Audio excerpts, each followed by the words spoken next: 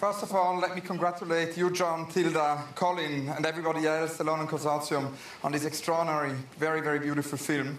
And I kind of thought maybe to begin with the beginning, I wanted to ask you how it all started, how this idea came about. Because Colin was telling me the other day that it's maybe something which could continue and has to do with the seasons.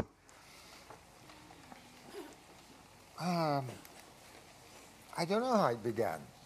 It was an idea of Colin's, whom I've known for a long time. And one day he phoned up and said, look, I'd like to come with you and some students or filmmakers and with Tilda, and you talk to each other. I said, okay. It was as simple as that. And Eric Hobsbawm, because you mentioned at the beginning, Eric, and the marathon is dedicated to Eric's memory. Eric was saying, when we had the first conversations with him and we went to see him with Nicola Lies almost every month in the preparation of this marathon, he kept telling us it's incredibly important to talk about war and memory and war, and he really wanted that to be somehow a central topic. And it's obviously fascinating that that also enters your memories. Yes. Yeah, and also, well, I mean, maybe when you think of the story of our two fathers that we talk about in that film, I mean, you realize that history is not something that is directly handed on like a loaf of bread from one person to another. I mean, often it is hidden. Often it has to be refound.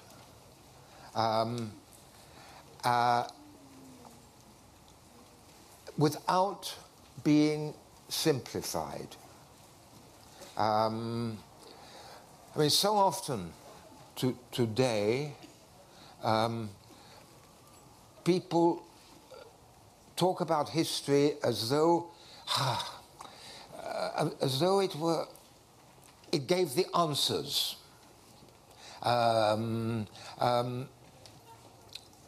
Okay, I mean, if we go back to Eric Hobsbawm, you know, and how people questioned, I mean, not unfavorably always at all, but questioned how was it that he remained a communist for so long? Because after the 20th Congress in the Soviet Union, after the collapse of the Soviet Union, okay, I mean, communism was not only a bad thing, but it was a totally negative thing. And in that version, that simplified version, what is forgotten? And it's not now that I'm going to make a big historical thesis, but what is forgotten in that is the hopes that it contained. And hopes generate actions and sacrifices which still existed and had their influence, even if in part or largely those hopes were illusory. Very important point. Because the energy needed to establish deep human relations on a social and political level, I mean, that energy is never there simply by reasoning, simply by listening to or giving the answers of history. An essential element of that is the quality of hope, which should not immediately be equated with naivety. No. No, it actually ties in with what Gerhard Richter always says when he says art is the highest form of hope. But when we saw the film, and it was very amazing. When I visited you in France, we saw the film on a tiny little laptop. It was a very intimate way of seeing it before we now saw it many times, screened, preparing for tonight. I was sort of wondering, we talked about silence, and you once said the aim is that every incident, every word, every silence, above all, every silence in a story coexists, is instantaneous. And there is obviously something in ways of listening about your father's silence, about the war, and how that also made your imagination of his past and his memory overlap. I was wondering if you could talk a little bit about that. About silence? Yes, and your father's silence about the war. Well, yeah.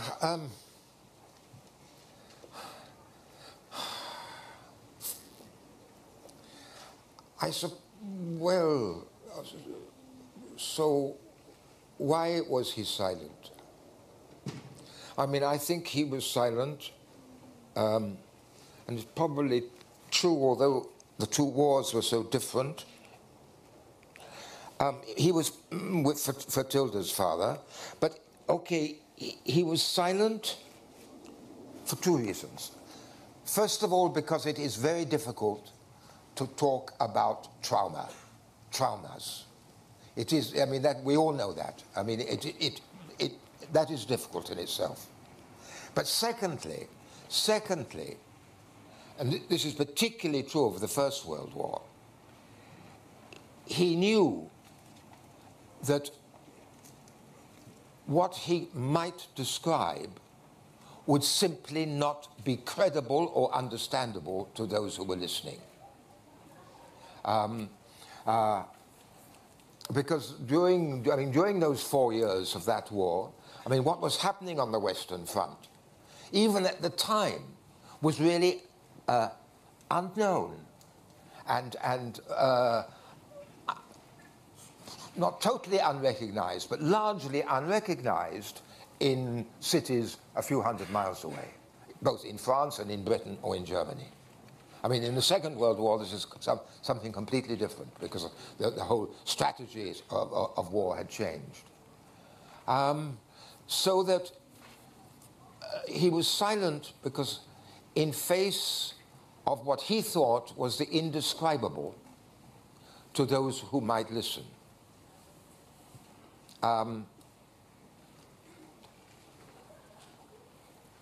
Yeah. Is that an answer? That's beautiful. And also, I mean, I think somehow the poem came to my mind of actually, you wrote this poem, Self-Portrait, and I think that might also meditate upon that. Your poem, Self-Portrait? Yeah. I was wondering in terms of memory, this whole idea of war and personal memory and how it ties in with collective history. Yeah, yes. So I was wondering if you can tell us about this poem, maybe. The poem there? Yeah.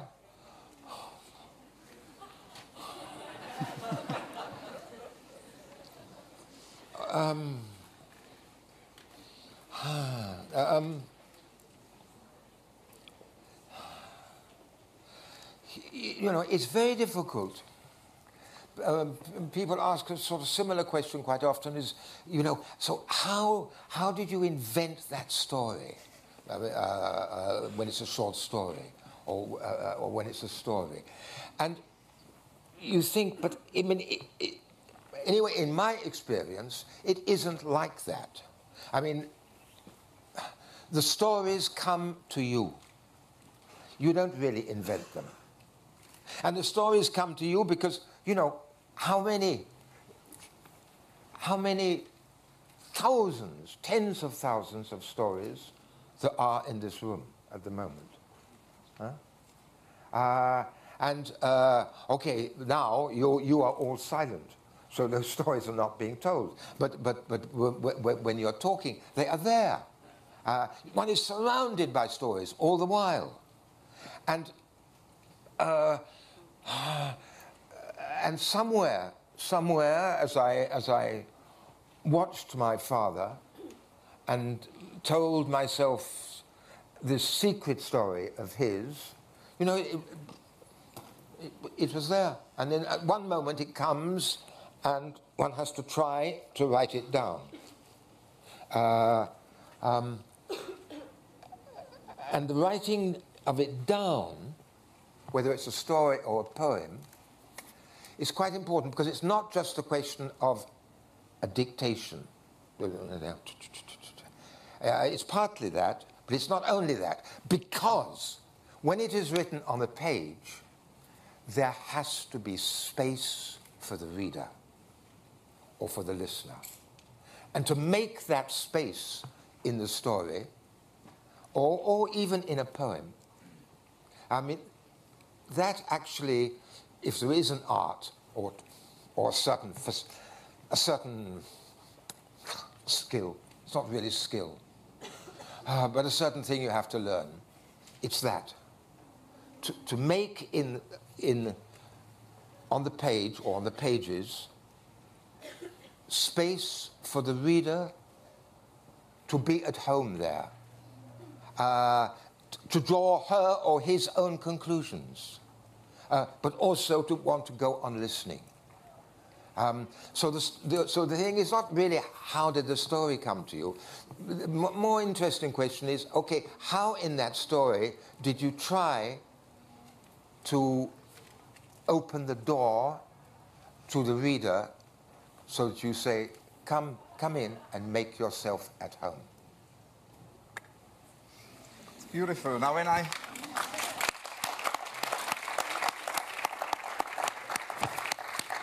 I visited you in France and we had met discussing Thomas Schütte, and we reprinted your wonderful text for the Thomas Schütte catalogue, and you addressed a letter to him, something extraordinary happened about memory, because I was telling you that you're making this research about memory and that it's these projects with Eric Hobsbawm, and you immediately told me about the film. You said that there is this film you've just done and that there is this connection, and you told me about the apples, and there is this incredible moment, this very touching moment in Ways of Listening, where Tilda is cutting apples, and you are remembering the way in which your father used to cut apples. So I was wondering if you can tell us a little bit about this moment, because it's the first moment you had told me about the film.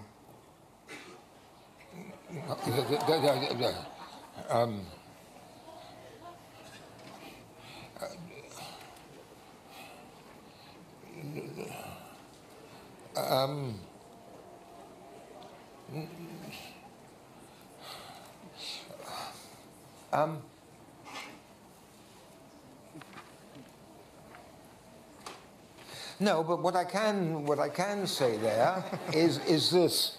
I mean, it happened like that. But if we think about this question of storytelling, the fact that the first thing we learn about my father is the way he used to cut apples for me, small kid, at breakfast. The fact that's the first thing that we learn about him actually changes how we then think about him as a father figure and as a soldier who suffered those 4 years of trench warfare. Yes, if we'd begun with 4 years of trench warfare, it would be different. It wasn't planned, but that's how it happened.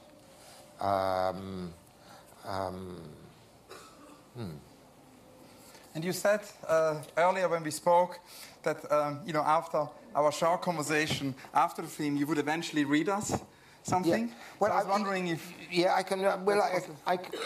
maybe, because I'll just read you, if you like, just 2 pages or something I'm writing now, but because it seems to me this reflects a tiny bit what I was saying about hope and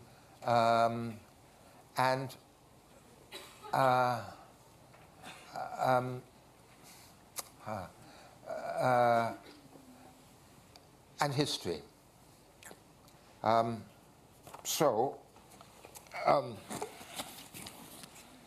It's not very long, don't worry.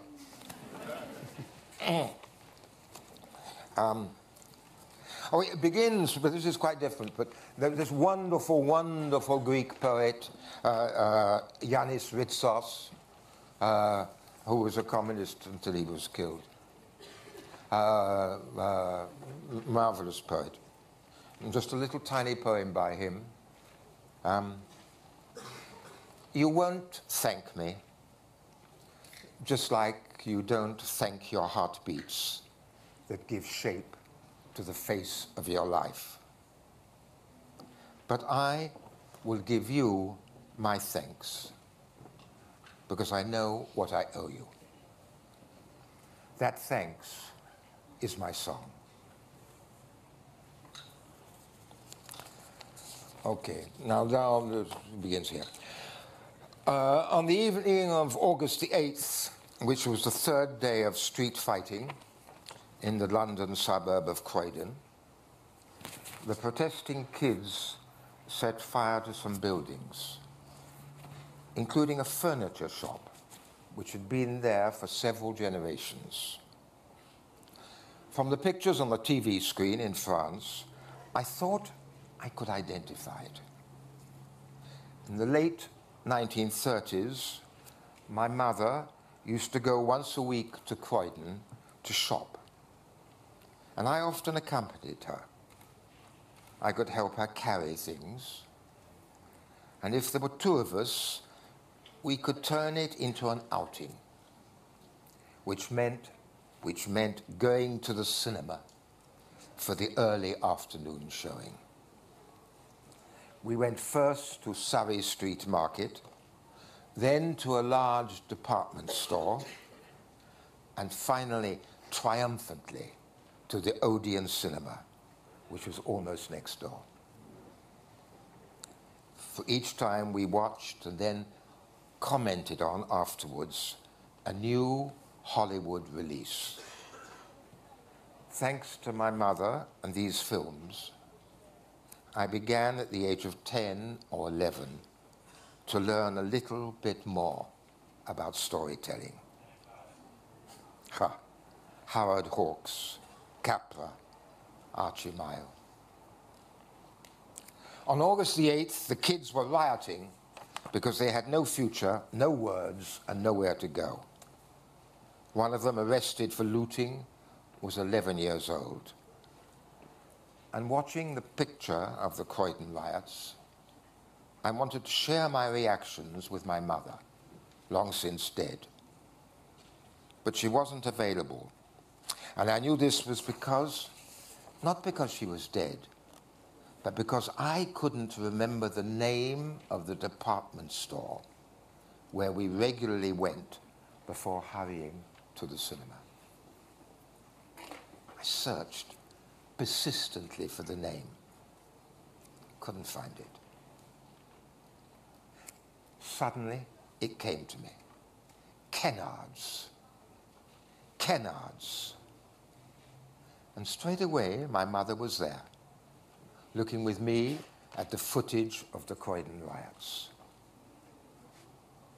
Looting is consumerism stood on its head with empty pockets.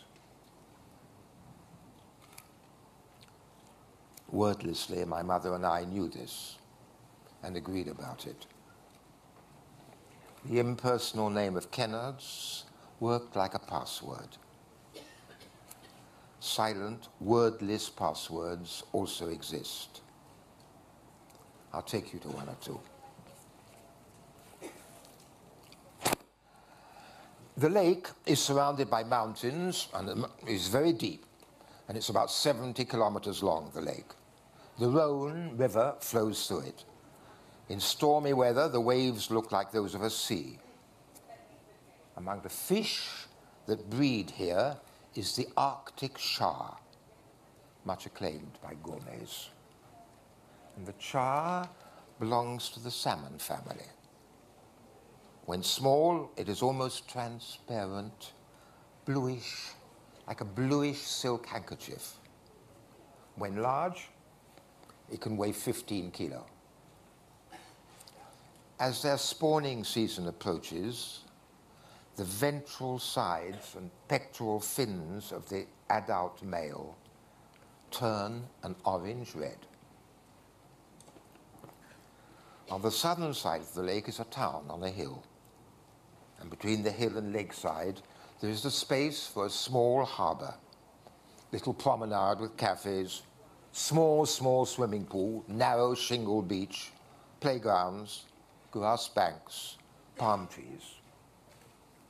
And on summer days in August, these add up to something like a very miniature and modest seaside resort. Those who gather there are on vacation. They have left their everyday lives behind somewhere. Maybe a few kilometers away, maybe hundreds. They have emptied themselves. The etymological root of the word vacation is the Latin vacare, to be empty, to be free. If you walk there, you have to pick your way, because the grassy space is narrow and very small.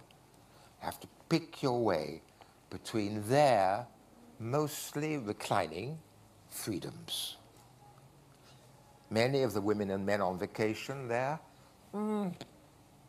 between 30 and 40, barefoot, bare-legged, lying on towels in the sun or in the shade of a tree, some of them swimming with children, others lounging in chairs.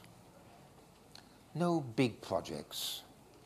The place is too small, and their time here is too short.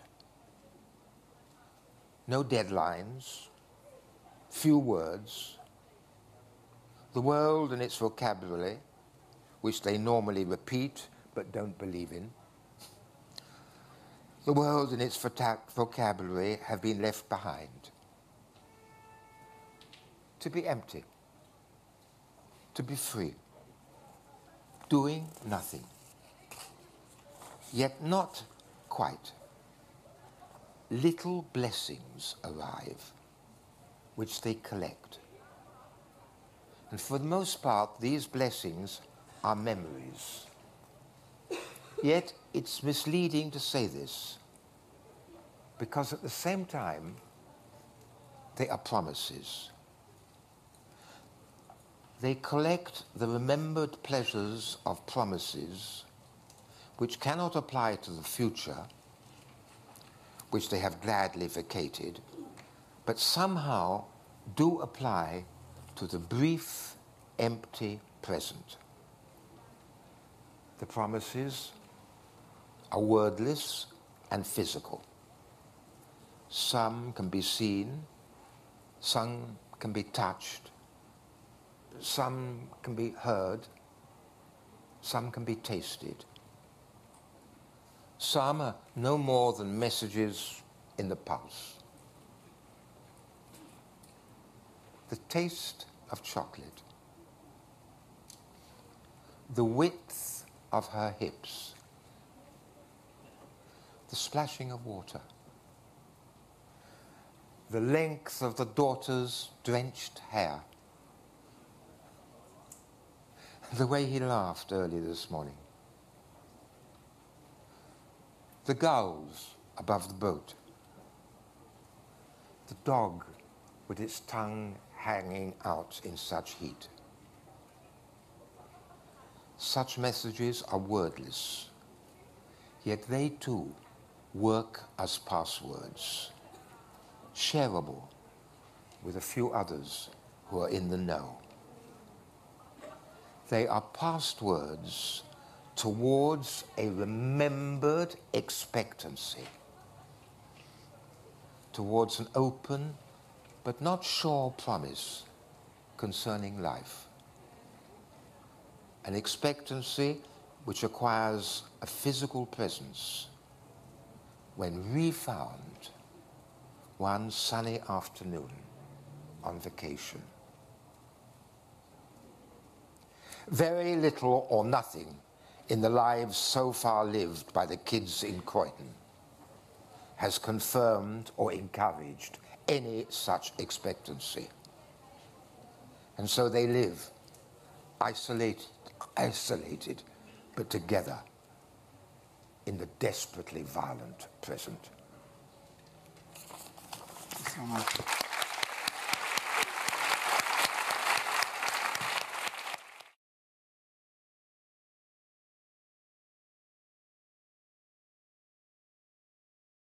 Often it is hidden. Often it has to be re-found.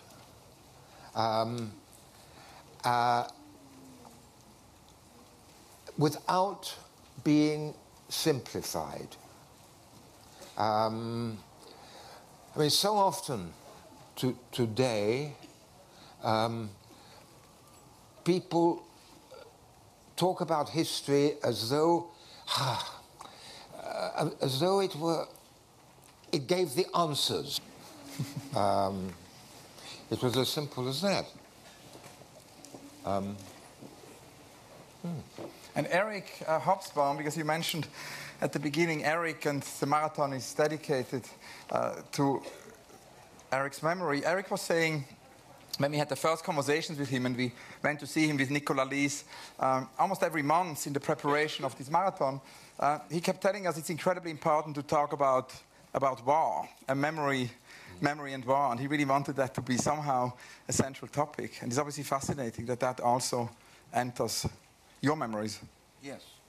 Yeah, and also, well, I mean, maybe when you think of the story of our two fathers that we talk about in that film, I mean, you realize that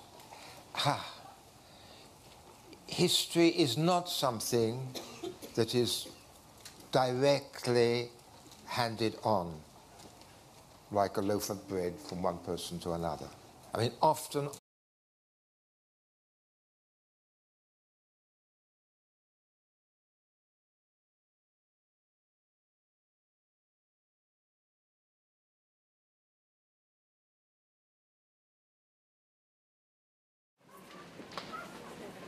First of all, let me congratulate you, John, Tilda, Colin, and everybody else, the London Consortium, on this extraordinary, very, very beautiful film. And I kind of thought maybe to begin with the beginning, I wanted to ask you how it all started, how this idea came about. Because Colin was telling me the other day that it's maybe something which could continue and has to do with the seasons. I don't know how it began. It was an idea of Colin's, whom I've known for a long time, and one day he phoned up and said, look, I'd like to come with you and some students who are filmmakers and with Tilda, and you talk to each other. I said, okay.